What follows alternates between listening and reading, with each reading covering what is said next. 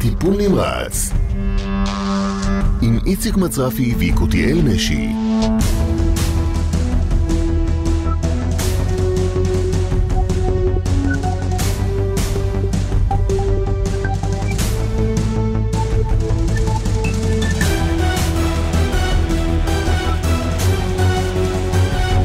שלום לכם וערב טוב. עכשיו 4.5 דקות אחרי השעה 5. אתם מאזינים לרדיו קול ברמה ב-92.1 FM 105.7 ו-104.3. מאזיננו בחול מאזינים לנו דרך כל מקף ברמה.co.il. אפשר אפילו במספר טלפון 03-579-5799.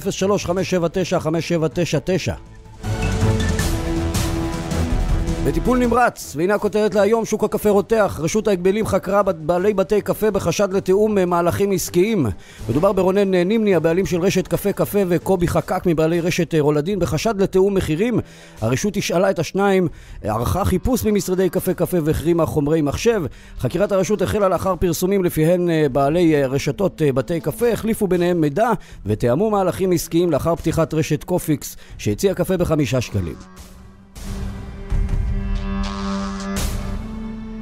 תגובת רונן נימני מקפה. הרשות להגבלים החלה בחקירה לפני מספר שבועות. סיפרתי את האמת שלי ואני מאמין ומקווה שהסיפור יסתיים כשם שהתחיל בלא כלום.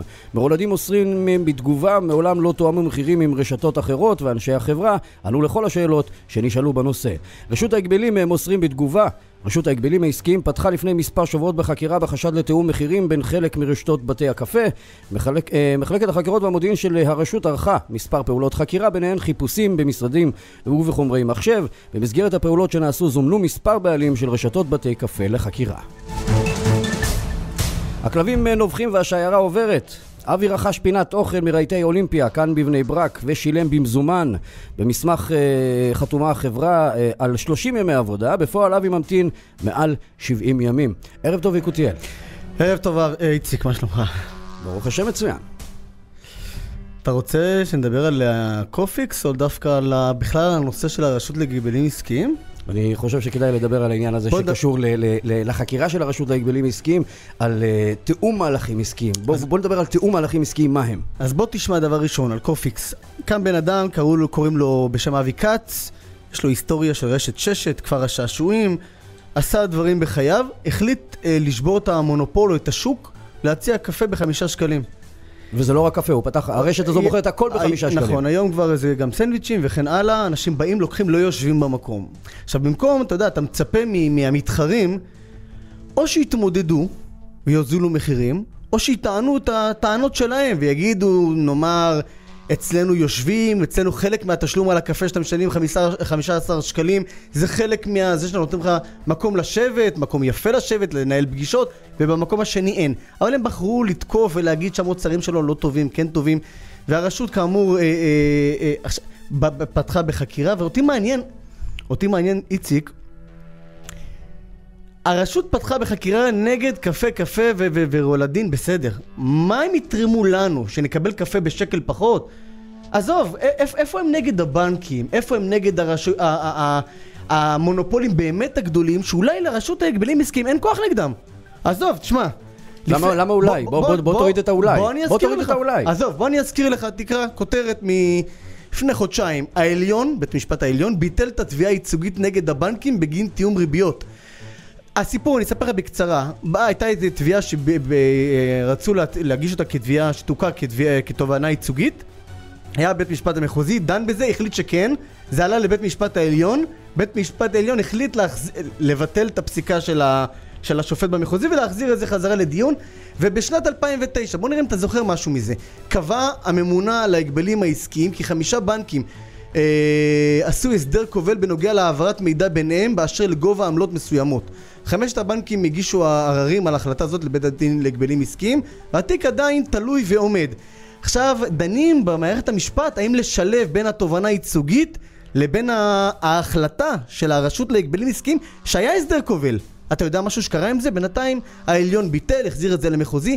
זאת אומרת, נגד בנקים כנראה קשה לעבוד, אבל לחסוך לנו שקל 2 בקפה, נראה לי יותר קל לרשות להגבלים עסקיים לעבוד. מה שהכי כואב בכל הסיפור הזה, שעסקים קטנים מסתכלים ורואים דוגמה, לוקחים דוגמה מהכותרות הללו שאנחנו מדברים עליהם עכשיו, ואומרים לעצמם, רגע, אם הם עובדים על כולם בעיניים, בוא, אני מוריד את זה לשפת העם, אם הם, הבנקים עובדים על כולם בעיניים, למה שאני אהיה כל כך ישר ואפסיד כסף? אבל זה בדיוק הנקודה, אתה לא יכול לעשות מה שהגדולים עושים. מי שיחשוב ככה וינסה, ימצא את עצמו במעצר, בלי שום קשר לקפה. מי שינסה לעשות מה שהגדולים עושים... זה כל כך ברור, אבל הקטן חושב, אבל הקטן אומר לעצמו, אולי אני אצמח ככה, אולי ככה אני אצמח. אבל עליו התלבשו, לא יעזור לו, עליו התלבשו כי הוא קטן, אין לו מספיק כוח, אין לו מספיק לוביסטים, אין לו מספיק כוח, וקל לרשות להתעסק עם הקטנים ולא ללכת אתה יודע מה, בוא נדבר כשנראה מה יצא עם הבנקים, האם אכן היה הסדר כובל, לא היה הסדר כובל, האם התובענה הייצוגית תוכר בסופו של דבר, בוא נדבר אז ונראה אם יש יכולת גם נגד הבנקים. בואו נרד לעם ונגיד ערב טוב לאבי. ערב טוב לאיציק ולקוטל. מה שלומך? ברוך השם. בואו ספר לנו ככה בקצרה את הסיפור של פינת האוכל הכל כך... הסיפור הוא בקצרה, ב-22/8 נכנסתי לחנות אולימפיה בבני ברק, הזמנתי פינת אוכל, שמתי מזומן 3,800.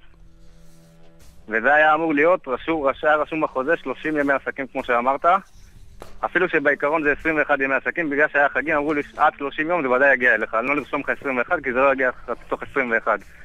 בפועל עד היום לא קיבלתי, ולפני חודש היו אומרים להביא לי את זה, התקשרו אליי, מגיע לך מחר מסעית. הגיעה מסעית לבית, מורידים לי דברים, אני מסתכל, רואה בכלל לא הסחורה שלי. אמרתי להם תחזירו את זה, התקשרו לי למחרת, התקשרו מהחברה, אומרים לי זה נגנב. במסעית, היה לך סחורה אחרת במסעית, אמרתי אבל זה לא הסחורה שלי, לא, זה מסעית הייתה אמורה להגיע אליך היום, עם הסחורה שלך ונגנב. אמרתי להם מה עושים? עושים לך הזמנה חדשה, חכה עוד 30 יום. בפועל אני מחכה עוד 30 יום, אמרו לי תוך 3 שבועות, לא 30 יום, תוך 3 שבועות זה אצלך. אני עכשיו מחכה עדיין, וכמובן שלפני יום התקשרתי אליהם, וכל פעם אני מתקשר אליהם, רק היום, אחרי שאמרו שזה לא לרדיו אצלכם, הם כל כך מתפחדו, ולפני חצי שעה הם התקשרו אליי, וכך פיצויים, וכך דברים, רק אל תעלה את זה לרדיו, ואל תעשה לנו בעיות. אחרי שפתאום נזכרו, פתאום עכשיו הם היום התקשרו אליי, אומרים לי, תשמע, קח פינת אוכל שיהיה לך על מה לשבת. אמרתי לה, מה היה ב-70 ימים האלו שלא היה לי על מה לשבת, 130 יום האלו? לא, זה לא היה, כן היה, כל פעם סיפורים אחרים. אבל תוריד ימי עסקים, תוריד חגים, זה בכלל לא ייחלנו לך הרבה, ככה הם אומרים לי. אוקיי, אנחנו שלחנו לך לבצע שיחה כדי לוודא באמת שאכן כך קרה. שלחנו אותך לבצע שיחת טלפון מוקלטת עם רהיטי אולימפיה, והנה. הלו. כן. מדבר עם משה? מי אני מדבר? כן, אתה רוצה לדבר. אני רוצה לדבר, לא משנה לי מי לדבר, אני רק קניתי ממשה לפני 1.5 חודשים את הפינת אוכל, אז נראה לי שהוא מכיר את הפרטים יותר, אז אני לא יודע איך... איזה פינת אוכל? זה לא העניין הוא שאני קניתי את זה לפני כבר 75 יום שעבר. כן. ועוד לא הגיע לי, והגיע, אחרי 40 יום הגיע, וזה לא היה זה, החזרתי אותם, אחרי יום התקשרתי עוד פעם לשירות לקוחות שלכם, הדס אומרת, מדמינים את זה עוד פעם, עכשיו אני עוד פעם מתקשר אליה, אומרים לי, תשמע, זה מגיע, אני... לא הזמנתי את זה מהדס, לא הזמנתי את זה משירות לקוחות, אני הזמנתי את זה מתכם. אני רוצה לדעת מה אתם... מה היא אמרה? מה היא אמרה? לא יודע, כל פעם היא אומרת שבוע הבא, אני לא יודע מי לדבר, אני אגיד לך את האמת. מה זאת אומרת? מה זה מה זאת אומרת? אני הזמנתי את זה ממכם, אני רוצה לדעת מה אתם אומרים, מה אתם יכולים, אתם צריכים לדבר איתי, אני לא צריך לדבר עם כל האנשים האלו, כל השירות לקוחות הזה, כי אין לי מי לדבר שם. לא, השאלה, תראה, בוא אני אסביר לך משהו, מי שמטפל בכל הנושא הזה, אנחנו חנות המפעל, נכון, אבל אני... בסך הכל, מה שקורה, מי שאמור לטפל בכל הנושא הזה של ההזמנה וכל הסיפור זו הדס. הדס היא בעצם עובדת מול הייצור, היא יודעת בדיוק מתי קורה. עכשיו, זה שהייתה איזושהי טעות זה לא בסדר, זה קורה, אבל יחד עם זאת, מי שאמורה לתת לך את התשובה באמת זו הדס, לא משה ולא אני. כן, אבל אני הזמנתי את זה אצלכם. שכן יכולים לעשות, זה שמשה יוכל לדבר עם הדס ולהגיד לה, תשמעי, זה לא בסדר, כן בסדר, לחוץ על הדס. למה כל פעם שולחים אותי לשירות לקוחות, אני הזמנתי בחנות, אז אני בא לדבר עם החנות שהזמנתי, ולא עם השירות לקוחות, שאני לא יודע מי זה הדס ומי מדובר. זה לא עניין בוא נגיד לך משהו, חברת אולימפיה בנויה בצורה של חנות, מוכרים, כן, ויש מנהל שהוא אחראי על כל הנושא של הרכש. זו חברה. כמו בכל חברה יש... נכון, אז אני לא צריך ליפול בין הכיסאות, שאני מחכה, תגיד לי... אתה לא אמור ליפול בין הכיסאות, זה לא תקין, אני לא אמרתי שזה תקין. שמתי אצל משה 4,000 מזומן, אני מדבר איתכם, מדבר עם השירות איך לקוחות. קוראים לך? אברהם אלוני, שמתי את הכסף מזומן, אני אגיד לך, עצמס, אני שואל אותך שאלה... כן, אני שואל... אברהם אלוני היקר. שמת לב יקותיאל, הוא שאל אותו איך קוראים לך. עכשיו אני הייתי בטוח כששמעתי את ההקלטה, שהמשפט הבא שאני אשמע אותו אומר, רגע, אברהם אלוני, בוא נעלה את זה רגע למחשב ונראה מה הסיפור. הוא שאל אותו איך קוראים לו כדי שהוא יוכל לומר לו, אברהם אלוני היקר. אני שואל אותך ש... אני שוב אומר, א' לא שמת את הכסף על קרן הצבי. דבר אחד, אתה יכול להיות בטוח וסמוך שאתה תקבל. השאלה היא באמת, אני לא יודע איפה זה עומד כרגע, כי כרגע אתה מתקיל אותי, ואני לא יכול אפילו לדבר עם הדש, כי הדש כרגע לא נמצא. השבוע אמורים לקבל שולחנות מהייצור. טוב, תשמע, אני אגיד לך, בחוזה רשום 30 יום, עבר 75 יום, תגיד לי אתה אם זה נורמלי, כן או לא? לא, השאלה אם קיבלת שולחן קודם. לא קיבלתי אבל, לא קיבלתי כלום. השולחן שקיבלתי פעם שעברה, הכיסאות, הם לא היו בכלל אותם כיסאות, והם אפילו אמרו לי, תשמע, טעינו בכיסאות האלו, אנחנו נביא לך משהו אחר למחרת. למחרת מתקשרים, נגנב מהמשאית, כל מיני תירוצים שלא שמעתי אותם מעולם. לא, אז אני יכול להגיד לך באמת אמיתי, זה במקרה, המוביל שהיה הוא שכן שלי. המוביל שגנבו ממנו 5 שולחנות, גנבו ממנו 5 שולחנות. כיסאות מה? עם סטים של כיסאות. בסדר. ובנוסף לשולחנות שגנבו ממנו, לא רק שולחנות, גנבו ממנו גם סט של 5 מיטות... אתה מכיר את התירוץ הזה של הכלב אכל לי את המחברת? מכיר. טוב, בוא נשמע את ההקלטה, יש לי מה להגיב בנושא הזה. חדרי שינה. טוב, אני אגיד לך, תשמע, טוב, זה דברים שלא, זה באמת... ודאי שזה לא צריך לדעת, אבל תשמע, זה גם הסיפור הזה הוא גם אחרי 40 יום, אבל אני 75 יום מחכה, האם זה נורמלי? אני מסכים איתך שזה לא תקין. לרגע לא אמרתי לך שזה תקין. אני אמרתי שכרגע אין לי עם מי לדבר, אני יכול לדבר רק עם עצמי. זה הדבר היחידי. גם אני מדבר עם עצמי הרבה זמן בקטע, לא רק רציתי לדעת, אתה מבין, כי זה אין לי מי לדבר, אמרתי לא נדבר עם משה. אני מבטיח לך שאני אטפל בזה בעזרת השם מחר, יחד עם משה. אני אטפל בזה מול הדס, וניתן לך תשובות מדויקות, מה קורה ואיך קורה ולמה. טוב, בסדר, מה השם שלך? לי קוראים דוד. בסדר, אין בעיה. בסדר, אלון? בסדר, תודה רבה. אל תדאג. רגע, לא, תשאיר, תחזיר חזרה, סלם, נו באמת, הסיומת היא הכי יפה פה. אני מבטיח לך שאני אטפל בזה בעזרת השם מחר, יחד עם משה. אני אטפל בזה מול הדס, וניתן לך תשובות מדויקות, מה קורה ואיך קורה ולמה. טוב, בסדר, מה השם שלך? לי קוראים דוד. בסדר, אין בעיה. בסדר, אלון? בסדר, תודה רבה. אל תדאג, אנחנו לרגע, אף אחד לא יקח ממך, שקל ממך לא ייקח מיותר. טוב, אני אל תדאג. יהיה לך אחלה יום. כל טוב. טוב, תשמע, דבר ראשון אני חייב לומר, הדובר של החנות, אני לא יודע איך קוראים לו, משה? איך כמה חבר'ה שעובדים שם בחנות, זה לא דובר. דווקא מאוד אדיב. בהחלט. עכשיו אני אומר, בואו ניקח את הנקודות שהוא הציג שם. טענת שהמוצרים נגנבו, בוא נגיד שהלקוח חושב שזה תירוץ, שהחברה תמציא אישור מהמשטרה, לא, תרים לי טלפון. עזוב. תרים לי, הדבר הכי פשוט, תרים טלפון, גנבו לי את המשאית, הכלב אכל את המחברת, אבל תתקן אותי. תשמע, אחרי 40 יום הוא קיבל את המוצרים. הגיוני. הוא לא קיבל. רגע, שלחו לו מסעית הביתה. תשמע, שולחים לבן אדם מסעית הביתה ופורקים סחורה, אני לא חושב שמישהו עושה את זה במתכוון. הרי פורקים סחורה, אין להם זמן לבזבז, אז עשו טעות, לא הביאו לו את המוצרים הנדרשים. אוקיי, עכשיו עשו הזמנה חדשה. יום למחרת תתקן את הטעות שלך. אין, אבל אין סחורה, הסחורה נגנבה. אמרו לו שבתוך 3 שבועות הוא יקבל את המוצר, הוא לא קיבל. אז זה משהו אחר. עכשיו פה בא הקטע של הפיצוי. עכשיו אני מצפה מבעל עסק, אוקיי, הייתה תקלה, הייתה גניבה, לא הייתה גניבה. בוא נניח שהכל אמת והכל בסדר. בוא, כמו שכתבת לנו עכשיו בתגובה, ועוד מעט איציק תקריא אותה. בוא, תפנה ללקוח, תגיד לו ככה וככה קרה. הנה, תשמע, הוא אומר לו בשיחה, הנציג אומר לו בשיחה, אתה מתקיל אותי. זאת אומרת, הוא לא מעוניין לתת לו תשובות סתם. הוא יכול להגיד לו, אני יודע מי אתה, זה בסדר, יהיה בסדר, תקשר מחר. כמו שהרבה עושים. הוא אומר לו, תשמע, אני לא מכיר, אני לא יודע, אני צריך לבחון את הסיפור, אני צריך לתת לך תשובות אמיתיות. יש הענות, אני רואה... אתה מוכן להסביר לי איך בעל עסק, או איך מנהל עסק, או איך אחד שעובד בעסק, שומע שם של בן אדם, ואחרי יותר מ-70 יום הוא לא יודע במי מדובר? אתה מוכן להסביר לי את זה? זה לא בעל עסק, זה נציג שירות. זה לא משנה, זה בן אדם שמוכר בחנות. לא קשור, איך תדע, אולי יש להם הרבה קליינטים, איפה אני יודע? אבל תשמע... ואתה יודע מה, בוא, ככה, אתה יודע, אם נרצה לתקצר את העניין הזה, הדבר שהכי כואב לי כאן, בכל הסיפור הזה, זה ההשלכה. איך שהחנות מפילה את הסיפור הזה על היצרן. הרי מדובר בחנות שמייצרת את אותם מוצרים, היא מייצרת אותם באיזשהו מפעל שנמצא בוא נקרא למפעל הזה, אורטל ייצור ושיווק מזרנים. זו החברה שמייצרת את המוצרים האלה, החברה שנמצאת באור עקיבא. והוא שולח את אותו בן אדם לאור עקיבא, לדבר עם הדס או לא יודע עם מי שם, כדי שהיא תיתן לו שירות, זה לא הגיוני. למה אתה נותן לי שירות? נכון, הלקוח לא צריך לעשות את הדברים האלה. יפה, אז את זה אני מדבר. בוא נשמע שיחה שאני ביצעתי עם הבחורצ'יק שם באולימפיה, ושימו לב לאן שם הוא מפנה אותי כשקורה משהו. אולימפיה. שלום, אני מדבר. משה. אתם מתעסקים רק עם מזרונים או שגם סלונים וכאלה? גם עם סלונים. אוקיי. יש לכם סלונים מאור? איזה סוג של סלונים אתם מתעסקים? יש לנו מאור, מדמויו, מבד. הבנתי. איך המחירים שלכם ביחס לשוק לפני שאני נכנס אליכם? מחירים מאוד מאוד טובים. אוקיי. אני צריך בעיקרון... פה מקום תצוגה שאתה יכול לבוא, להרגיש את הספות. לא, אני אגיד לך מה אני צריך. אני צריך סלון ופינת אוכל.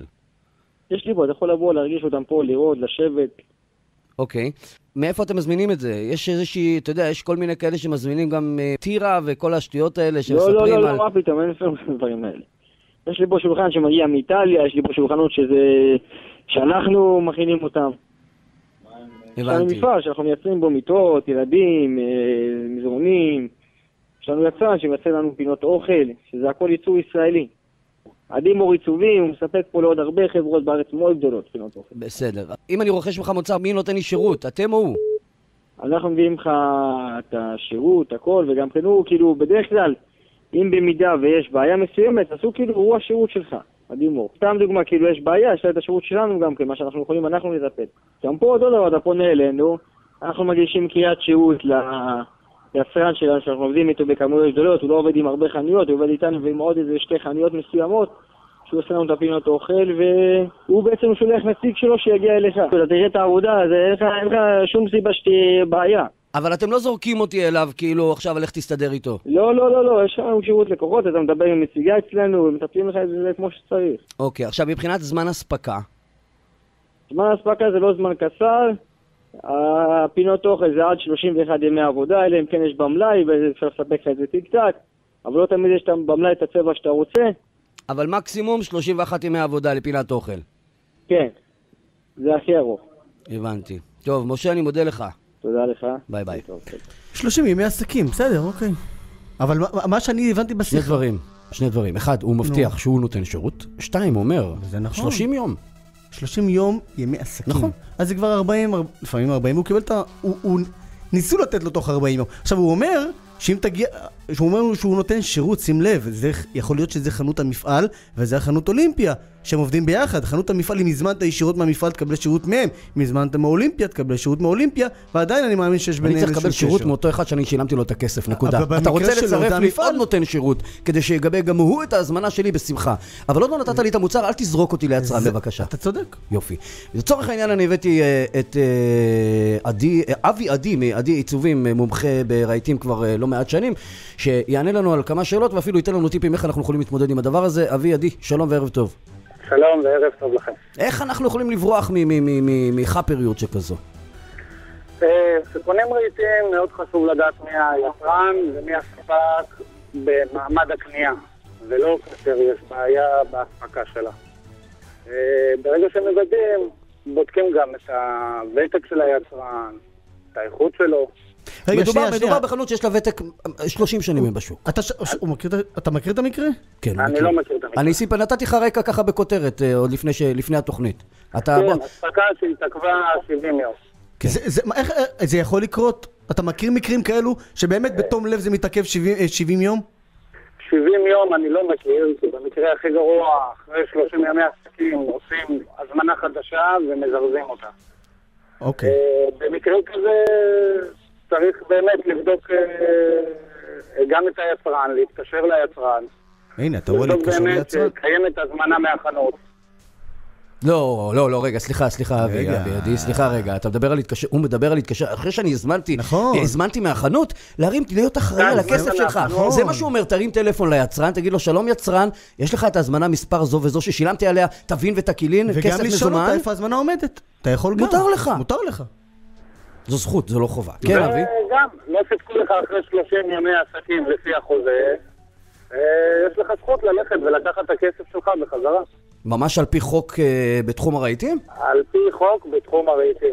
אם לא סיפקו לך את הסחורה. אם יש זמן הפסקה שרשום בהזמנה, זה חוזר לכל דבר. אז הייתי מצפים מבעל העסק, או לבוא להגיד לו, תקשיב, קח את הכסף בחזרה, אנחנו מתנצלים, לא יכולים לספק לך את הסחורה, או להגיד לו, קח פיצוי, או שאתה מסכים לקבל גם בלי פיצוי, אבל לתת לו את האפשרויות. כשאתה דיברת על תום לב מבחינתי זה שירימו לו טלפון וספרו לו את הסיפור, והתנצלו ויגידו לו בוא קח פוף בבקשה במתנה, או בלי מתנה, אתה יודע, שיחת טלפון ללקוח, הרי מקרים יכולים לקרות, זה יכול לקרות. מסכים איתך בעניין הזה. וקשר ישיר עם הלקוח פותר הכל. אתה גם דיברת קודם בשיחת הטלפון שלנו המקדימה, אתה נתת איזשהו טיפ ממש נחמד. הוא מדבר, שים לב יקותיאל, הוא העלה לי אבי עכשיו, הוא אומר, תקשיב, אנשים הולכים לרוכשים רהיטים, בוא תגיד את זה אתה אבי.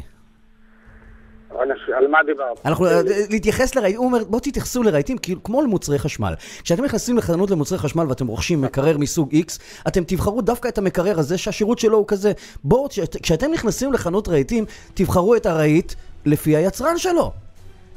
כי החנויות הם סך הכל המשתפים, זה כמו שאתה קונה מוצר חשמלי. הבעיה שלציבור אין מידע לגבי היצרנים. אז לבדוק, ולא דווקא איפה שהחברים קנו, ואיפה שהדודה, לא ללכת עיוורים.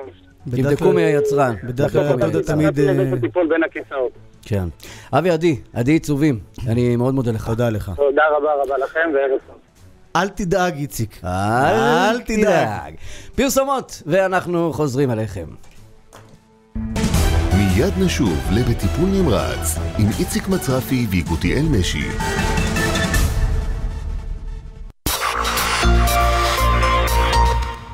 בדרכיו של מרן, ספר ייחודי לילדים ולבני נוער, ובו סיפור קורות חייו של מרן רבנו עובדיה יוסף, זכר צדיק וקדוש לברכה, מלווה בעשרות תמונות ייחודיות ומרהיבות, יצירה שתעניק לילדיך רשמים ושאיפות ללכת בדרכיו של מרן. לרכישה חייגו 07-22-441-660 והספר יגיע עליכם 07-22-441-660. תמיד טעים לחזור למסעדת וסבתה וברכתה, לחגיגת הבשרים, לסלטים הטריים ולמחירים העממיים. יש טעמים שנשארים איתך כל החיים. בסבתה וברכתה, שכונת התקווה תל אביב. סוף סוף זה קורה. מסע ייחודי ומרתק עם הרב יצחק פנגר לקברי צדיקים באוקראינה. בואו להשתתף בחוויה רוחנית מדהימה שטרם הכרתם, בליווי שיעורים, הרצאות חווייתיות ופעילויות מרתקות. התקשרו עכשיו 02-54-10-100 02-54-10-100 דרך צדיקים. בדרכיו של מרן, ספר ייחודי לילדים ולבני נוער, ובו סיפור קורות חייו של מרן רבנו עובדיה יוסף, זכר צדיק וקדוש לברכה, מלווה בעשרות תמונות ייחודיות ומרהיבות, יצירה שתעניק לילדיך רשמים ושאיפות ללכת בדרכיו של מרן. לרכישה חייגו 07-22-441-660 והספר יגיע עליכם 07-22-441-660.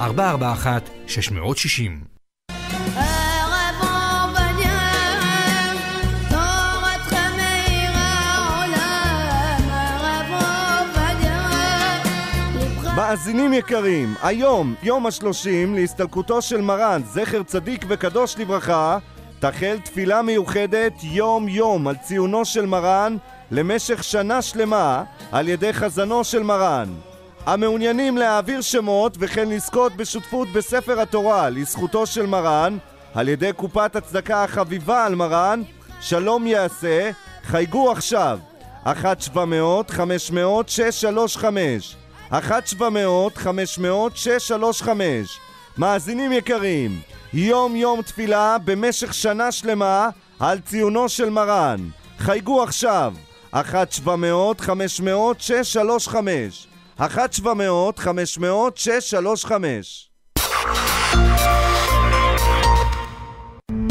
אתם מאזינים לבטיפול נמרץ עם איציק מצרפי ויקותיאל משי. טוב, בדקות האחרונות ממש הגיעה אלינו תגובת אורטל, ייצור ושיווק מזרנים של אולימפיה, והם כותבים כך: בהמשך לפנייתכם להלן תגובתנו, ב-22/8 הלקוח ענה לזמין פינת אוכל פלוס כיסאות. מועד הספקה הינו 30 ימי עבודה, כלומר 21/10/2013, ואכן אנו באיחור של 11 ימי עבודה. אנו מבינים את עוגמת הנפש שנגרמה ללקוח ואנו מצטערים מאוד.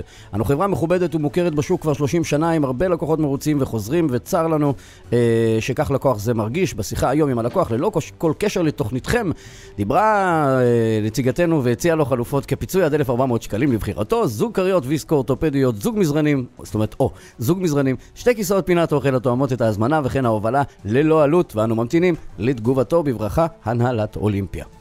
יש לך מה להגיד? כל זה ביחד הציעו לו? ובלי קשר לתוכנית שלנו. אוקיי. העיקר שבסופו של דבר הם יסתדרו. יקותיאל, תקשיב. בחודשים האחרונים אני ברמה האישית מקבל לא מעט פניות מאנשים שמתעסקים בנדל"ן. הם מתעסקים. מה זה מתעסקים? כל אחד שרוכש איזה קרקע חקלאית הוא יכול להגדיר את עצמו נדל"ניסט. נדל"ניסט, בדיוק. כמו בחול, כל החבר'ה הישראלים שיורדים לחול, ומה אתה עושה? ריל אסטייט. מה שקורה כאן בישראל, יש תופעה מדאיגה בשנים האחרונות, אפשר לומר גם יותר בשנה האחרונה, שנקראת קרקע חקלאית. שאגב, גם אותי מאוד מפתה לבדוק את העניין הזה. זה בשנים האחרונות, וקיבלתי לא מעט תלונות, ואתה גם סיפרת לי עכשיו לפני השידור על איזושהי חקיקה שנוגעת לכל החברות הללו שמשווקות קרקעות חקלאיות. לצורך העניין, אנחנו בדרך כלל מביאים לכאן מומחים.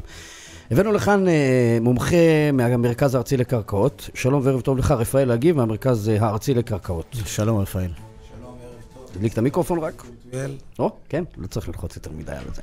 אתה גם רואה חשבון, אתה גם שמאי מקרקעין, ואתה גם מהמרכז הארצי לקרקעות. ואתם חברה שמשווקת לא מעט קרקעות חקלאיות. אתה מוכן להסביר לי איך זה מסתדר עם כל התופעות האחרונות שקורות עם אנשים שמזמינים, רוכשים קרקעות חקלאיות, ובסופו של דבר קרן הצבי זה נתן עליהם? אולי נתחיל עם דבר ראשון מהמושג קרקע חקלאית, לא כולם מבינים את המושג. אני אסביר קודם כל מה זה קרקע חקלאית, אבל לפני כן אני אתייחס למושג שאמרת, בעצם תופעה מדאיגה. אני חושב שכל מי שעוסק בענף ובתחום יודע שזו לא רק תופעה לא מדאיגה, אלא זו תופעה מבורכת, שאנשים עם מצוקת דיור, כמו שקיימת היום במדינת ישראל, שהכספים שלהם יכולים בעצם להיות מושקעים באפיקים מאוד מסוכנים, או באפיקים בטוחים כביכול, שזה להשקיע בפקם בבנקים, יכולים בעצם לבוא ולהשקיע. 0% ריבית. בדיוק, אתה מקבל 0% ועוד משלם מס 25% על 0%. לא דבר על זה שהבנק יכול לפשוט רגל, ואז הכסף שלך... כפי שקרה בעצם בקפריסין. שנייה, קוטי, למה אתה מזיז את הראש? כי זה לא יקרה בישראל. אי אפשר לדעת, אי אפשר לדעת. לא יקרה בישראל. למה? איך אתה כל כך בטוח? יש לנו ממשלה חזקה שתגן על הבנקים, והיא עושה את זה כמעט בכל יום. יקותיאל, אני רוצה לחלוק עליך בסוגיה הזאת. יש היום בעצם, אנחנו רואים שהמפקח על הבנקים, ואנחנו רואים בעצם כל מיני חקיקות על מנת להימנע מהבועה הזאת, מגבילים את הלווים בהכנסות שיהיו 50% מההכנסה הפנויה שלהם. על זה אני מדבר. וזה בדיוק מראה לך שיש מצב מאוד מסוכן. אנחנו מדברים היום על מצב שהמשק בו בריבית היא בערך 2-3%. תן את דעתך מה יקרה מחר בבוקר שהריבית תעלה ל5 או 6%. ובשביל זה בנק ישראל פועל בנושא. אבל בנק ישראל יכולה להיות מחר בבוקר בעיה, ובעצם הוא יהיה חייב לעלות את הריבית. לכן, הדרך היחידה, בדיוק, אני רוצה לחזור, הדרך היחידה לאנשים שחסכו את כספם בעמל רב, למנף את הכסף שלהם, ולהבטיח את ההשקעה שלהם, היא אך ורק על ידי רכישת קרקע חקלאית. ופה אני רוצה להתייחס למה שאמרת. מה זה בעצם קרקע חקלאית? חשוב להבין. אנשים משייכים קרקע חקלאית, הם חושבים שמחר בבוקר הם הולכים לגדל תותים או גזר על הקרקע הזאת. בעצם קרקע חקלאית מדברת על ייעוד הקרקע. בעת הזאת הקרקע מיועדת, כפי שהוגדרה בעבר, לגידולים חקלאיים. אבל בעצם מה אנחנו עושים ומה אנחנו מקווים?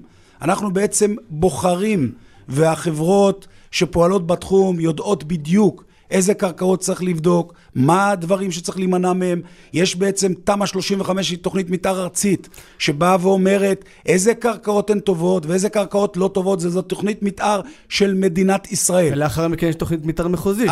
אני לא מגיע לשם, כי אני רוצה קודם כל להסביר את הבסיס. קרקע שלא עונה על הדרישות בהתאם לתמ"א 35, היא קרקע לא טובה. זאת אומרת, אנחנו יכולים להיות במצב של ספקולציה, לבוא ולהגיד באזור כזה וכזאת יפשירו, אבל התנאים הבסיסיים של הקרקע הם לא טובים.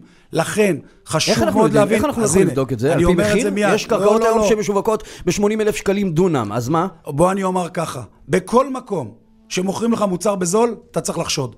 אתה צריך לבדוק איך יכול להיות שהמוצר הזה נמכר בזול.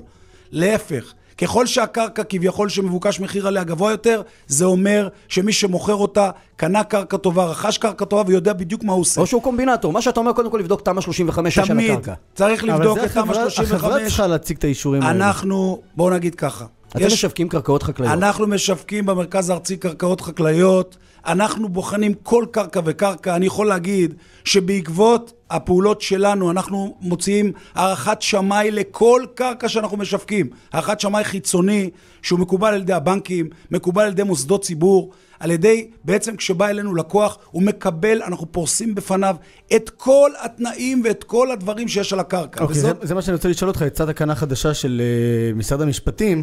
עוד לא יצא, דנים בתקן 22. יפה, על התקן הזה אני מדבר שבעצם כל משווק קרקע חקלאית יצטרך, השמאי יצטרך לקבוע ולתת את המחיר האמיתי של הקרקע כאילו לא תהיה אפשרה, ומצד שני גם לתת מחיר כאילו כן תהיה אפשרה. אז בוא אני אומר לך שאנחנו הקדמנו את זמננו, כי בעצם זה בדיוק מה שאנחנו עושים. כל לקוח שמגיע אלינו מקבל הערכת שמאי על ידי שמאי חיצוני חתומה, שבעצם בו מופיע מחיר של הקרקע כקרקע חקלאית, מופיע מחיר של קרקע כזמינה לבנייה, ומופיע מחיר בכל אחת מהחלופות האפשריות באזור. תוך כמה זמן אתם גם מדברים על פרקי זמן? אנחנו לעולם לא נדבר על פרקי זמן. אי אפשר לדעת.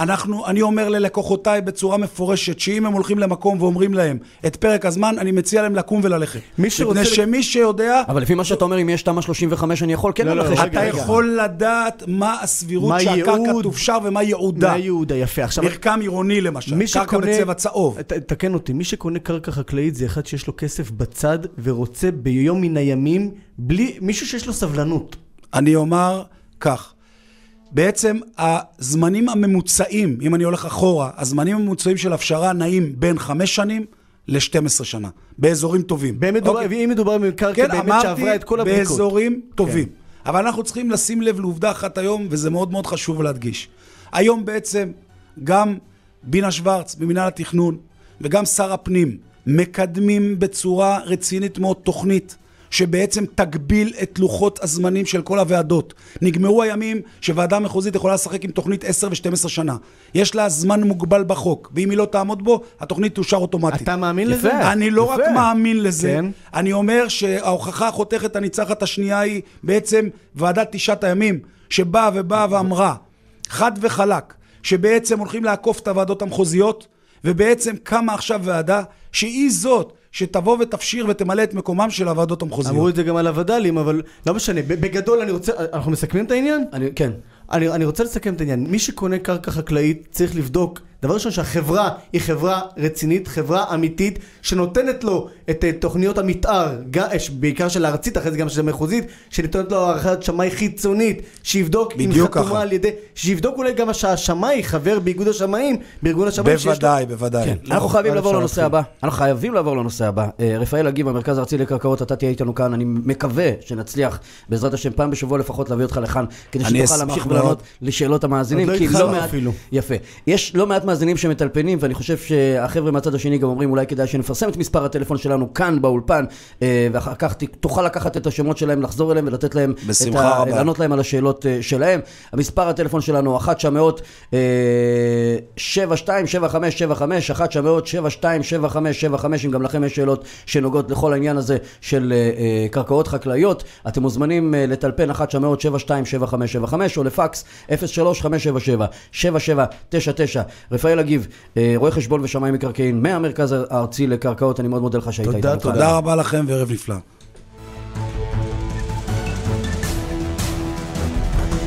טוב, בימים האחרונים קרה משהו מאוד מאוד מאוד מאוד מוזר. משה ליאון, שדה תעופה, עוכב לחקירה במשך שעות ארוכות.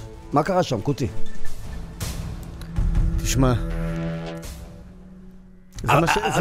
עלו לא מעט ספקולציות. זה מה שפורסם, אני לא יכול לדבר על דברים תשמע, פורסמו דברים, תראה, אנחנו לא יכולים לדבר לגופו על הבן אדם, על מה קרה או לא קרה. אני מאמין שהדברים אולי יתפרסמו יותר בימים הקרובים. אנחנו רוצים לעזור למאזינים. ולתת להם את מרב המידע, איך הם לא ייתקלו בדבר הזה, ולא יעוקבו לחקירה. ולא לשרוק שעוברים במכס. כן. תיזהרו עם העגלה, ואל תשחקו אותה כאילו אתם הולכים עם איזשהו תיק קטן, ותחשבו שאף אחד לא יעצור אתכם בצד. אם אתם עוברים בפס הירוק, בדלת הירוקה, פס הירוק, איך אומרים? מסלול הירוק. המסלול הירוק, תשתדלו להיות ירוקים. אם אתם נמצאים בבית, אם יש לכם משהו בתיק שאתם צריכים להצהיר עליו, תצהירו עליו. אז אנחנו היום בעניין של טיפים. כן, כן, אל תשתמשו בציציות שלכם כדי להעביר אייפונים למשל, וקרו, היו דברים מעולם. או מטילי זהב על הגוף. והיו דברים מעולם. ערב טוב לעורך הדין איתי כהן.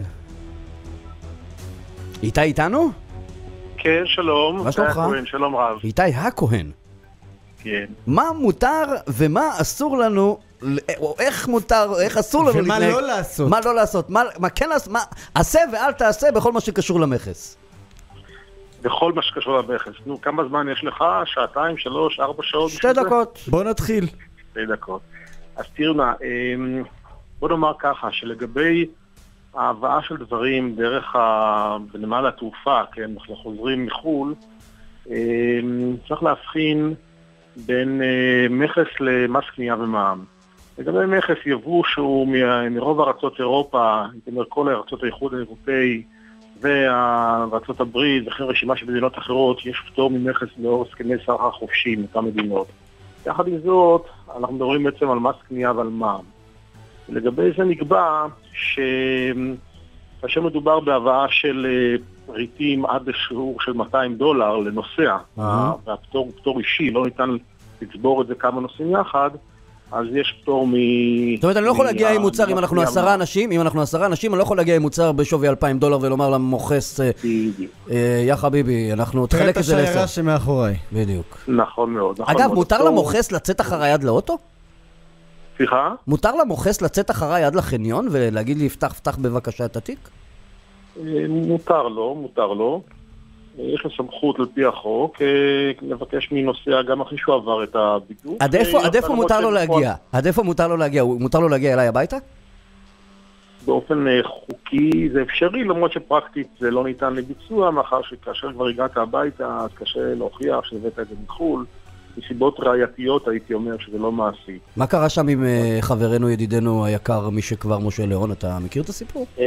אני לא יכול להתייחס לפרטים, כי אני לא מכיר את הפרטים, אבל אם הבנתי נכון, לגבי מה שפורסם בתקשורת, הטענה הייתה שהוא הביא יבוא אישי של מוצרי, של בגדים וכיוצא בזה, מעבר למה שנקרא לשימוש אישי. אני מתאר לעצמי שמדובר בבגדים שנקנו כמתנה לבני המשפחה וכו'. אבל כל כך הרבה שעות בשביל בגדים שנקנו כמתנה, נו באמת. אני חושב שבגלל שזה איש ציבור. כי אין אחד שלא חוזר עם תיק מפוצץ במתנות לבני המשפחה. נכון, אני באמת רוצה לומר שאני מופתע מזה שנטפלו אליו בעניין הזה, כי אני לא מכיר את הפרטים, יכול להיות שיש שם בוטיק שלם, מה שאני לא מאמין. אני רוצה לשאול אותך בבקשה, מה המוכסים מחפשים? איך הם מזהים את האנשים, או לא מזהים, והם פשוט תפסיק למצמץ, סקוטי. לא. ודי מאף. אתה תנעל את הדלתות בבית שהמוכס לא יגיע לך ערב. אגב, צריך אולי לציין שלגבי הלבשה והנהלה וצרכי טואלט אישיים, המגבלה היא לאו של $200. אם אדם מביא את זה לעצמו, אז ההגדרה היא שזה בכמות שנהוג להביאה כמטען יד של נוסע. זה ככה בתדריך של המכס, זאת היא ההגדרה. זה נתון קצת לשיקול דעת של המוכס. אם בן אדם הכניס בחבילה שלו 5 מעילים דומים אחד לשני, סביר להניח שזה... למשל 5 חליפות, אז הוא טוען שזה לשימוש... אבל המוכסים, אני חוזר על השאלה, המוכסים, זה מדגם או שהם באמת יודעים לזהות התנהגות פסיכולוגית, משהו? תראה, בעניין הזה יש להם טכניקות שונות, אפשר לדבר איתם ולשמוע מהם, אבל בכל אופן, בדרך כלל, התפיסות הגדולות הן מבוססות על מידע מודיעיני, וכמובן על איזושהי תחושות בטן של המוכס לגבי אלה שעוברים בסך, מה שנקרא. כן. אני מניח שבמקרה הזה זו הייתה בדיקה רנדומלית, או שיש איזושהי דעה שדווקא אנשים מפורסמים מחפשים אותם יותר, אני יודע אם זה נכון. טוב, בוא נקווה שזה לא יקרה לו שוב. בוא נקווה שזה לא יקרה לו שוב. יכול להיות שאפילו איתך אנחנו נמשיך ונשוחח, כי לא חסרות לנו כאן שאלות, אני וקוטיאל בכל הנוגע לעניין הזה. קוטי נוסע המון לחול, ואני המון לוקח אותו משדה התעופה, ואין עניין שיפתחו לי את הרכב כל פעם מחדש. עורך הדין איתי הכהן, אני מודה לך מאוד. כל טוב, שלום שלום. לפתח תקווה זה לחול, אכן אתה צודק. שוב, אם אתם רוצים להתייעץ בכל הנוגע, אם יש לכם שאתם מתקשרים אליי, מתקשרים לטלפונים הלא נכונים, אם אתם רוצים לשאול שאלות שנוגעות לקרקעות חקלאיות, תלפנו אלינו, לכאן, לאולפן, 1-972-75-75, 1-972-75-75, או לפקס 03-577-7799, שילחו את השאלות שלכם, פרטים שלכם, ואנחנו נדאג שישובו עליכם ויענו לכל שאלותיכם. כן, יקותיאל? גם אם יש לכם שאלות על מוכסים שרודפים אחריכם כמו אחרי איציק, זה תפנו לאיציק בפרטי. בהחלט, רק בשביל זה תפנו אליי לפרטי. פרסומות ואנחנו חוזרים. מיד נשוב לבטיפול נמרץ עם איציק מצרפי ויקותיאל משי.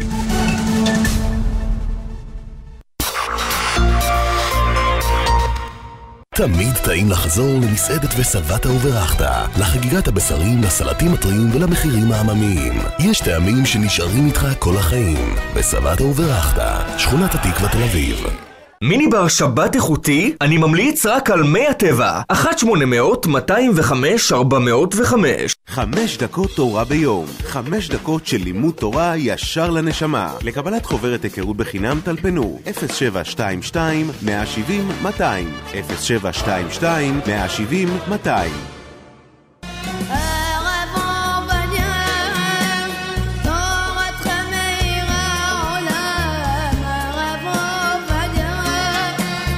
מאזינים יקרים, היום, יום ה-30 להסתלקותו של מרן, זכר צדיק וקדוש לברכה, תחל תפילה מיוחדת יום יום על ציונו של מרן למשך שנה שלמה על ידי חזנו של מרן. המעוניינים להעביר שמות וכן לזכות בשותפות בספר התורה לזכותו של מרן על ידי קופת הצדקה החביבה על מרן, שלום יעשה, חייגו עכשיו 1-700-500-635 1-700-500-635. מאזינים יקרים, יום יום תפילה במשך שנה שלמה על ציונו של מרן. חייגו עכשיו 1-700-500-635 1-700-500-635.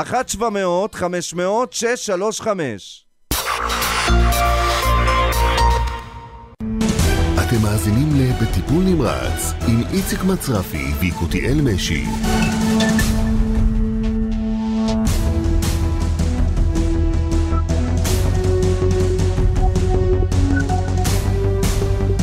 חזרנו עליכם עכשיו 5:45 כאן ברדיו קול ברמה, ואתם מאזינים לתוכנית בטיפול נמרץ. טוב, אנחנו מדברים עכשיו על תוכנית הגריטה לרכבים. בשנים האחרונות יש תוכנית של משרד הגנת הסביבה, משרד התחבורה. הם רצו לשפר את המצב של כלי הרכב פה בישראל וגם לדאוג לזיהום וכן הלאה. תוכנית הגריטה יצאה לדרך אתמול, ותוך יום אחד פנו 1,500 בעלי רכבים, והתוכנית הסתיימה עוד באותו יום. למה? כי הוקצו לתוכנית הזו 5 מיליון לשנה, שבשנים הבאות זה עוד 20 מיליון. ואתה יודע שאנחנו מדברים על הנושא הזה, והחשיבות, כמו שמדבר משרד התחבורה והמשרד הגנת הסביבה, וכל הרשויות שאמורות לדאוג, שדואגות לבטיחות בדרכים, הנושא כל כך חשוב, ו5 מיליון, ואתה רואה כמה פנו, אבל אני לא בטוח אבל אני לא מבין מה אתה רוצה, אני כבר לא רואה סוסיתות ברחוב, אני כבר לא רואה פורד אסקורט שנת 72. אבל תראה, בכל פינה של רחוב יש רכב שכתוב עליו בעל עסק אם אתה רוצה למכור, כי זה גרוטה והיא עומדת שם בלי שיכולת, ואלה שנוסעים... אבל הרכב הזה לא נוסע, הוא לא מזהה בכלל את האוויר. הדבר ראשון, זה שהוא לא נוסע, עזוב. אלה שנוסעים כבר, כמה רכבים ישנים אתה מכיר שפולטים... זה קומבינות של מכוני רישוי, זה הדבר היחיד שמזהם כאן את האוויר. אז רוצים למנוע את זה, אם נותנים לבן אדם 3,000 שקל שיביא את הרכב שלו, שהוא יודע שלסוחר, אם הוא ימכור אותו ב1,000 שקלים, אז הוא יהיה לו כדאי לעשות את זה. בוא רגע נדבר עם שמואל אבואב, מנכ"ל אור ירוק. שלום וערב טוב לך. שלום וערב טוב. תגיד לי, גריטה זה רק רכב שנוסע או שגם רכב עומד? קודם כל מדובר בהיקף של 30,000 כלי רכב במדינה שהם רכבים ישנים. מה זה רכבים ישנים? הם בני 20 שנה ומעלה. מ-93, 1993 ומטה. כאשר הממוצע של גיל הרכב במדינה הוא 6.5 שנים. זאת אומרת שמדובר ברכבים נוסעים, מתפקדים, מאוד מאוד ישנים. מה הבעיה איתם? למה צריך לקרות אותם? למה המדינה בכלל צריכה להתערב, לקנות את הרכב הישן הזה ב3,000 שקלים ולשכנע את הבן אדם? וחשוב שיהיה לרכב הזה טסט, נכון? כן, כן, כן. הרכב הזה יש שתי בעיות. אחת, הוא מסוכן פתיחותית, כי כאשר חס וחלילה רכב כזה נקלע לתאונה, הופך להיות מלכודת מוות, כי זה רכב קרטון. אין בו קריות אוויר, ואין בו את כל אביזרי הבטיחות, ואין בו את חוזקת השילדה, והרבה פעמים מדובר ברכבים שעשו מהם טלאי על טלאי, והם עברו תאונות, והם טופלו בצורה לא מיומנת ולא אמינה, והכניסו להם כל מיני חלפים. והרכבים האלה בסופו של דבר גורמים לפציעות ולמעורבות בתאונות בהיקף גדול. יש לכם נתונים, רגע, שמואל, יש לכם נתונים לגבי כמה, בתאונות דרכים עד כמה מעורבות מכוניות ישנות? התשובה היא מאוד ברורה. כאשר אתה לוקח לא רק את המעורבות שלהם, אלא את הקילומטראז' שהם עושים. כאשר אתה אומר כמה מהרכבים הישנים נוסעים בכביש, ובאותו כמות נסועה, כמות קילומטראז' שהם עושים, בהשוואה לרכב חדש, האם שם נפצעים ונהרגים יותר? התשובה היא כן, בצורה חד משמעית. המעורבות של הרכבים האלה והיכולת שלהם להגן על הנוסעים ברכב היא כמעט אפסית. אבל לא רק שהם לא עומדים בתכלית של הגנה על האנשים שנוסעים ברכב, כי הרכב הזה הוא רכב מסוכן ולא בטיחותי, הם גם מזהמים את האוויר. מה אנחנו יכולים לעשות כדי להגדיל את התקציב הזה ובעצם לגרום לעוד כמה רכבים לקויים לרדת מהכביש? אז תראה, גם כאן התוכנית של הממשלה היא תוכנית כלכלית, היא לא תוכנית שבאה אבל היא הסתיימה תוך 24 שעות. בדיוק ככה. הממשלה הגיעה למסקנה שזה כלכלית, לכן זה כמו המקררים שקנו אותם. הרעיון הוא שאם ייתנו 3,000 שקל לרכב ויורידו את הרכבים הישנים, המדינה תרוויח מהנזק הכלכלי שנגרם לה כל שנה. אבל זה אף אחד לא רואה, שמואל, זה אף אחד לא רואה, אף אחד לא עושה את החישובים האלה. כרגע זה כאן ועכשיו. 5 מיליון, נגמר התקציב, לכו הביתה. 4/4. לכן צריך להעמיד 20 מיליון שקלים. ויש את התקציב הזה. זה כלכלי, המדינה תקבל דיבידנד בריבית על ההשקעה הזו. ברור. לא מבינים את זה שם למעלה? ואתה רואה שגם כאשר מבינים וכל המחקרים מצביעים על זה, שמים כסף נמוך מדי. אתה רואה איזה ביקוש גדול שתוך יום אחד אנשים מביאים את הרכבים שלהם, כי זה נותן מענה אמיתי ונכון. אותך בטח שמואל באופן אישי זה משגע. כי זה לא הגיוני, אתה מבין מה קורה? לפעמים המדינה, במקום שתעשה את הדברים המועילים והאפקטיביים והנכונים, היא שוגה בשיקול הדעת. היא צריכה להשקיע דווקא בדברים האלה, כי היא לא משקיעה לחינם. היא מקבלת את זה בחזרה, הכסף חוזר אליה, ועם ישראל חי. שמואל אבואב, אנחנו נמשיך ונשוחח על העניין הזה, נעקוב אחרי העניין הזה גם כן בעזרת השם. שמואל אבואב, מנכ"ל אור ירוק, אנחנו מאוד מודים לך. תודה גם לכם. ערב טוב. אז ככה, אתה זוכר שבחודש אוגוסט חילקו תאגידי המים דיבידנדים לעיריות בסך 71 מיליון שקלים פטורים ממס, יקותיאל? והעולם... לא יודע, שאתה מדבר על תאגידי המים, זה לא אכפת לי מה החזירו, לא החזירו, זה עושה לי כאב ראש. אתה מצליח להקל את המספר הזה, לא צריך להיות גאון כדי להבין שמדובר בתרחיש השתקה. התאגידים משתיקים את העיריות כדי שלא ימשיכו לבקש את המים עליהם, אז הם אומרים להם, בואו, אנחנו הרווחנו כסף. שים לב, יקותיאל, תאגידי המים קמו כדי לטפל בתשתיות. הם טיפלו או לא? לדעתי כן. ועדיין נשאר להם כסף, כל כך הרבה כסף כדי לחלק לעירייה. מחלקה בעירייה הייתה עושה את זה כמו שעשו את זה עד לפני התאגידי מים. אין לי ספק, אבל לך תדע אם זה היה קורה, אם לא תאגידי המים. אתה מבין? לך תדע מה היה גורר את מה. כל הסיפור הזה של תאגידי המים מיום ליום מוכיח את עצמו, מבחינתי, מראות שלי, מההסתכלות שלי, מהזווית שלי, כקומבינה על כיסרו של האזרח הישראלי. במקום לצמצם, עוד מוצאים החוצה עוד משרד ועוד משרד ועוד אנשים ועוד אנשים. שערוריה שאיש לא נותן עליה את הדין. סוג של גניבה לאור יום. אזרחי מדינת ישראל, אתם פריירים ממדרגה ראשונה. אתה מדבר איתי על דיור? אתה יודע, יש את כל הסיפורים האלה שלפעמים... הסדר עדיפויות על גרונו של האזרח הישראלי קצת מוזר לי. מחירי המים, שים לב, מחירי המים עלו משנת 2006 ועד היום, הם זינקו לתושב בכמעט 150%, לתעשייה ב-221%. אבל עכשיו מורידים, עוד חודש מורידים את זה ב2%. וואו. אתה יודע 2% בחשבון מים שלך? אתה יכול לקנות קפה ב5 שקלים. לפני שבועיים פרסמה הלשכה המרכזית לסטטיסטיקה, אני לא יודע אם אתה שם לב, דוח לקראת יום העוני הבינלאומי, שהכותרת שאני לקחתי ממנו זה, החלק הכי מעניין, 40% מילדי ישראל חיים בסכנת עוני. מדובר בנתון מדאיג. שליש מאזרחי ישראל נמצאים בסיכון משמעותי להידרדר מתחת לקו העוני, אבל מחירי המים ממשיכים לעלות. ואנחנו כאן במסגרת התוכנית, העורך הנחמד שלנו, החליט שהוא מתחיל לבדוק את חברות המים ואת דרך השירות שהם נותנים. הרי אם הם חילקו דיבידנדים על סך 71 מיליון שקלים, כנראה שהשירות שלהם הוא כבר ממש טוב, נכון? בואו נשמע. בבקשה. ברוכים הבאים לחברת מיטב. לביצוע תשלומים בכרטיס אשראי במענה הממוחשב, אנא הקישו 1. למוקד שירות לקוחות, אנא הקישו 2. לדיווח על תקלות, ברוכים הבאים למרכז שירות הלקוחות של חברת מיטב. לקבלת נציג שירות טלפוני, אנא הקישו 1. לנציג שירות מיקומכם בתור 140, ממתין לשיחה עם נציג שירות. זמן ההמתנה הממוצע הוא 196 דקות 39 שניות. תודה על הסבלנות. אתה מבין? אתה יוצא מבני ברק, נוסע לירושלים. נוסע לירושלים, מתפלל מנחה, ערבית, אתה חוזר, ויש פקידה שעונה לך לטלפון. למה? אני מכיר מישהו שנרדם עם הטלפון בלילה, קם בבוקר, ועדיין הוא ממתין. עד היום הוא ממתין. לא, אם תלך לשאוב מים, זה לא יקרה מהר יותר? לא, אני פשוט, אתה צריך להכין שק שינה, ממייה. או שאתה פשוט, וואי, יש לי רעיון, אתה יודע? 1 בלילה אתה מטלפן אליהם, 3 הם עונים לך, ואז אתה מתעורר לסליחות, נניח קצת לפני סליחות. מצוין. מכין קפה, מעיר את האישה, מכין גם לה קפה, מקלף לילדים קלמנטינות. איזה מקום היית? איזה מקום ההורה? לא יודע, 200-800. תקשיב, רגע, אנחנו גם ביצענו שיחה. אני חשבתי שהיא מדובר בטעות. לא, רגע, אולי ישנו את הזמן המתנה לכוכבית 2000. 2000 דקות המתנה. תקשיב, אני חשבתי, כששלחו לי את הקטע הזה, אני הייתי בטוח שמדובר באיזושהי טעות, תקלה טכנית. האמת שגם אני... והרמתי טלפון, או עריכה, מישהו ערך את זה. תקשיב, ציניות לשמה. באמת, לא נראה.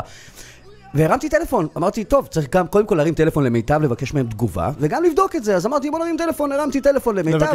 לבקש תגובה. תראה כמה זמן הייתי צריך להישאר שם על הקו. ברוכים הבאים לחברת מיטב. לביצוע תשלומים בכרטיס אשראי במענה הממוחשב, אנא הקישו 1. למוקד שירות לקוחות, אנא הקישו 2. ברוכים הבאים למרכז שירות הלקוחות של חברת מיטב. לקבלת נציג שירות טלפוני, אנא הקישו 1. לנציג שירות בשפה הרוסית, מיקומכם בתור 62, ממתין לשיחה עם נציג שירות. זמן ההמתנה הממוצע הוא 110 דקות. תודה על הסבלנות. לקוח יקר, באפשרותך הם השתפרו. תשמע מה שמצחיק אותי בכל הסיפור. תשמע, המענה המשיבון האלקטרוני אומר, לתשלום בכרטיס אשראי, הקש, נניח, אתה מגיע לנציג שירות. לא, לנציג שירות טלפוני, הקש זה, ולנציג ברוסית. אבל אתה רוצה לשלם בכרטיס אשראי, שאתה מגיע עובר התוקף של הכרטיס. מה התוקף של 2015? 2015 עבר, אדוני.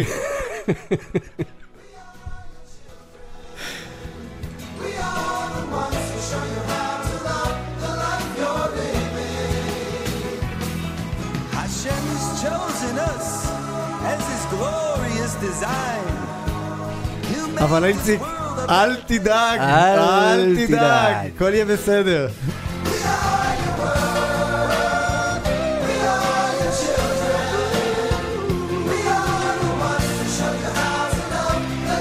אחת 1-53549380310 זה הפקס שלנו. שוב, 1-53549380310. אם גם לכם יש סיפור לספר לנו. המייל שלנו בטיפול נמרז, כמו שאתם שומעים, בטיפול נמרז עם Z בסוף, @gmail.com. מאזיננו בחול כותבים לנו דרך כל _parama.co.il לעמוד פניות הציבור. שם צחי אריאל עורך ומגיב לכם. יש לנו גם, אם אתם רוצים לשלוח מסר לאולפן, דרך כל _parama.co.il אתם גם כן מוזמנים. או שתרימו טלפון ליקותיאל. גם אפשרות. אנחנו מקבלים הכל. כל הפניות, הכל. ערימות. שמע, הסיפור של מיטב עשה לי את הערב. אתם מתקשרים לתאגיד מים, תצטיידו בהרבה מים.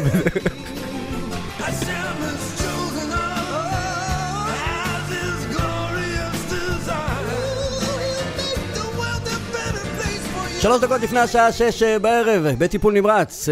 תודה רבה לכם שהייתם איתנו, מאזינים יקרים, תודה רבה לכם על האמון שאתם נותנים בנו, תודה רבה לך יקותיאל משי על זה שאתה מי שאתה. תודה איציק, תודה, באמת, אני מעריך את זה. אני איציק מצרפי, מאחל לכם המשך ערב קסום. תודה, אל תאמינו לאף אחד.